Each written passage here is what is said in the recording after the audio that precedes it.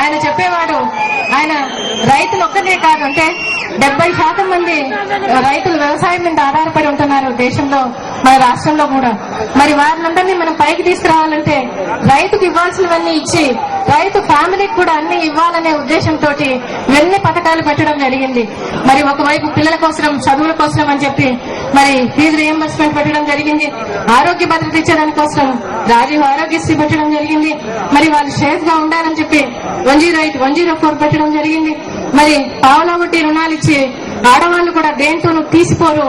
మరి పల్లెల్లో వాళ్ళందరూ గేదెలు పెట్టుకున్న దగ్గర నుంచి పంట పండిస్తే ఆ పంట అమ్ముకునేంత బిజినెస్లు చేసేంత స్థితికి ఎదిగింపజేశారు ఆడవాళ్ళని. పావలా వడ్డీ రుణాలు ఇచ్చి అంటే 6% ప్రభుత్వం కట్టి చేయడం జరిగింది. ఈ విధంగా రైతు ఫ్యామిలీని పైకి తీసుకురావాలనే ఉద్దేశంతో ఆయన ప్రణాళికలన్నీ జరగడం జరిగింది. ఇవాళ చూస్తే ఆ రోజు మొదటి రోజే ఉచిత విద్యుత్ బిల్ల సంతకం చేయడం జరిగింది. ఆ రోజు అంతకు ముందున్న కరెంటు బకాయిలన్నీ దగ్గర 1300 కోట్ల రూపాయలు బకాయిలు రద్దు చేయడం జరిగింది.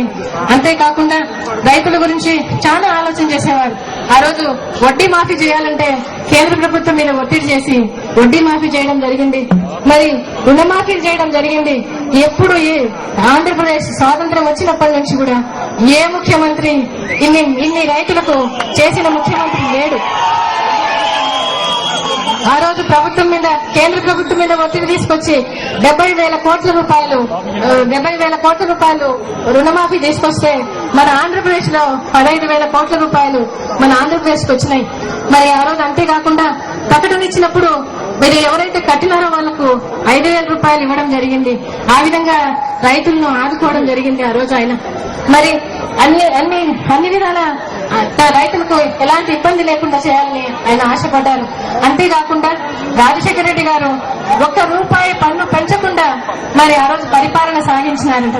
భారతదేశం చరిత్రలోనే ఏ రాష్ట్ర ప్రభుత్వం అయినా కూడా ₹1 పన్ను పెంచని ప్రభుత్వం ఏదైనా ఉందా అంటే అది రాజశేఖర రెడ్డి గారి ప్రభుత్వం అట.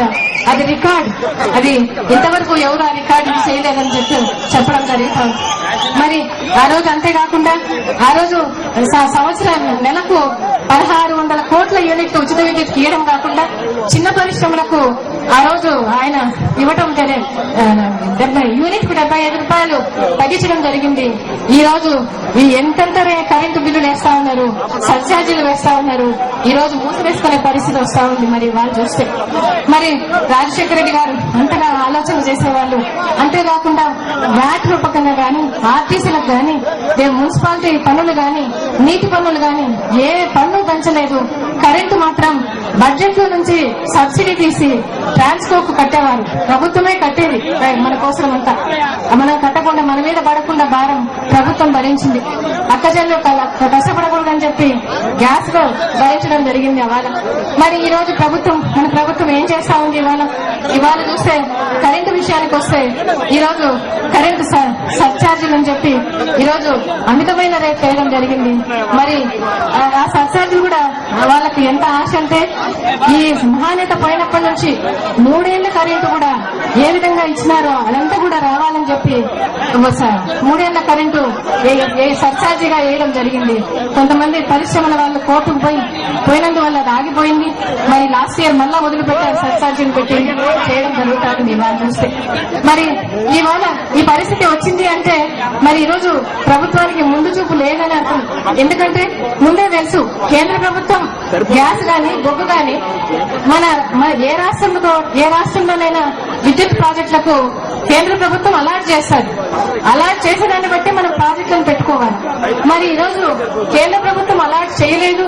కేంద్ర ప్రభుత్వం మీద ఈ రోజు ఒత్తిడి ఇచ్చిన పరిస్థితి లేదు. ఇవాళ రాజశేఖర రెడ్డి గారైతే ఎప్పుడు లెటర్లు రాసేవాళ్ళు.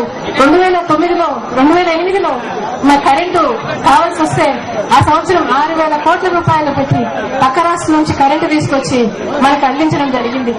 అంతేకాకుండా రాజశేఖర రెడ్డి గారు 2009 సంవత్సరంలో ఆ రోజు ఎలక్షన్ ఇయర్ అయితే మరి కొంతమంది ఫిర్యాదు చేశారట ఎలక్షన్ కమిషన్ కు. రిలయన్స్ ఇచ్చే విద్యుత్ వల్ల మరి మన పవర్ ప్రాజెక్టులలో కరెంటు బాగా ఇస్తే ఓటర్లు మంచిగా కాంగ్రెస్ పార్టీకి ఓట్లు వస్తాయని చెప్పి ఫిర్యాదు చేయడం జరిగిందట. మరి అప్పుడు ఎలక్షన్ కమిషన్ రిలయన్స్ వాళ్ళకు ఆంక్షలు పెట్టిందట ఇవ్వకూడదని. మరి పెట్టినప్పుడు రాజశేఖర రెడ్డి గారు ఆఫీసర్స్ ను బాంబేకు పంపించి విదేశీ గ్యాస్ తెచ్చి మళ్ళా అదే వాళ్ళకు రిలయన్స్ వాళ్ళకి ఇచ్చి కేజీ గ్యాస్ ద్వారా మన ప్రాజెక్టులు తెచ్చి కరెంటు మనం ఉత్పత్తి చేసుకోవడం జరిగింది. ఆ విధంగా ఆలోచన చేసేవారు ఆయన. మరి ఈ రోజు ఎందుకు ఈ ప్రభుత్వం ఆలోచన చేయలేకపోతా ఉంది? ఈ ప్రభుత్వం కేంద్ర రాష్ట్ర ప్రభుత్వాలు కలిసి చేస్తా ఉన్నాయి.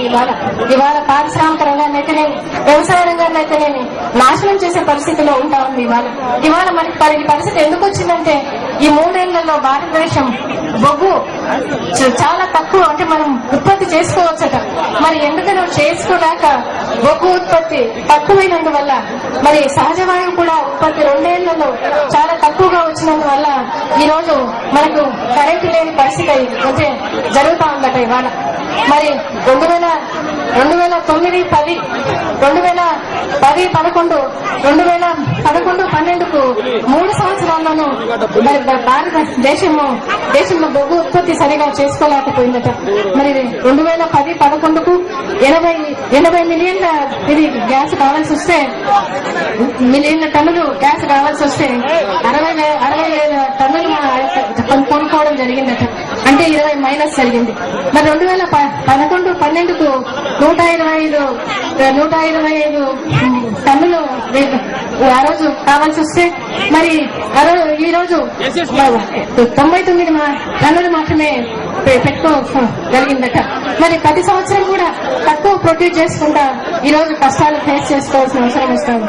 ప్రస్తుత ఆర్థిక సంవత్సరానికి 750 అని కావాలని చెప్పి అంచనా వేస్తే ఈ రోజు మన దేశంలో ఉత్పత్తి చేసుకోగలిగేది 575 అంట.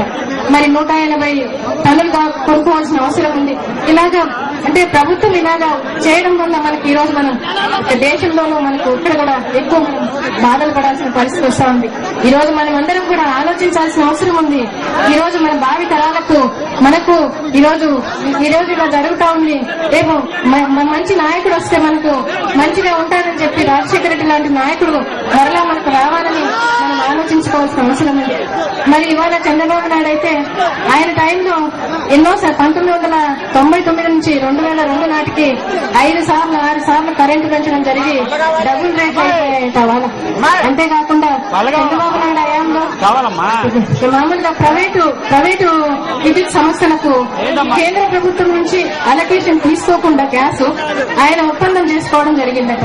అంటే కేంద్ర ప్రభుత్వం అలొకేషన్ ఇయ్యలేదు కాబట్టి మనం గ్యాస్ ఇయ్యలేకపోయింది కాబట్టి ఇయ్యకపోయినా మేము ఇస్తామని చెప్పిన దానికి కొన్ని వేల కోట్లు రాష్ట్ర ఖజానా నుంచి తీసిచ్చిన పరిస్థితి అవాళ గవర్నమెంట్ లో ఉండింది.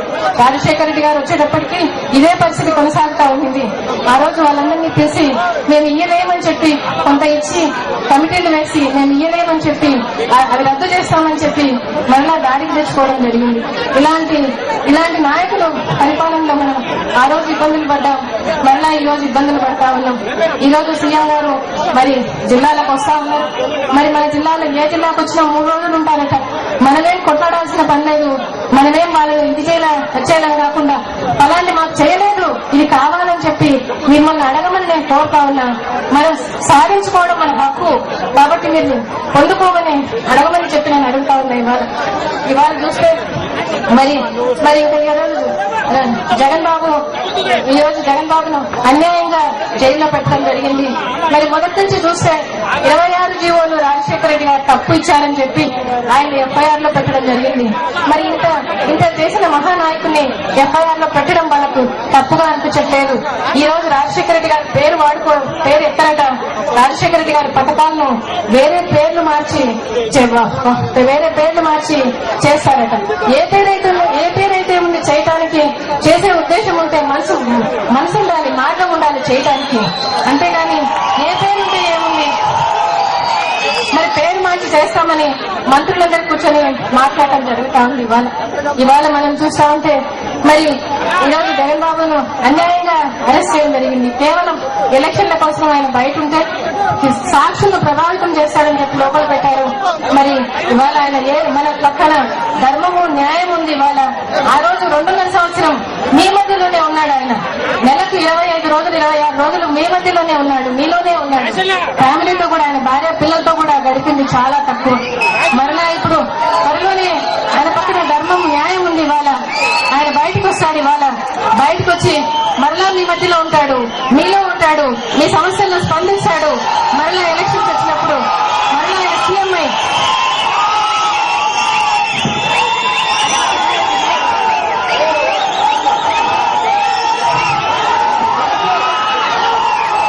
ఒక మంచి ముఖ్యమంత్రిగా రాజశేఖర రెడ్డి గారు సువర్ణయ్య గారిని మరలా ఆయన చూపిస్తాడు. ఆయన చెప్పడం జరిగింది రైతుల కోసం గాని ఇంకోటి ప్లీనరీలో వాళ్ళ నాయన పెట్టిన ప్రతి సంక్షేమ పథకాన్ని అమలు చేస్తానని ప్లీనరీలో చెప్పినట్టు కూడా చేస్తానని చెప్పడం జరిగింది. మరలా మనం కరెంటు గాని ఇంకోటి గాని ఇబ్బందులు లేకుండా చేసుకునే పరిస్థితి మరలా మన ముందర ఉంటుందని మీకందరికీ తెలియజేస్తూ, ఈ ఎండలో మీరు ఇంతసేపు వెయిట్ చేసినందుకు, మీరందరూ మా మాటలు విన్నందుకు మీకందరికీ మరొకసారి చేతులెత్తి నమస్కరిస్తూ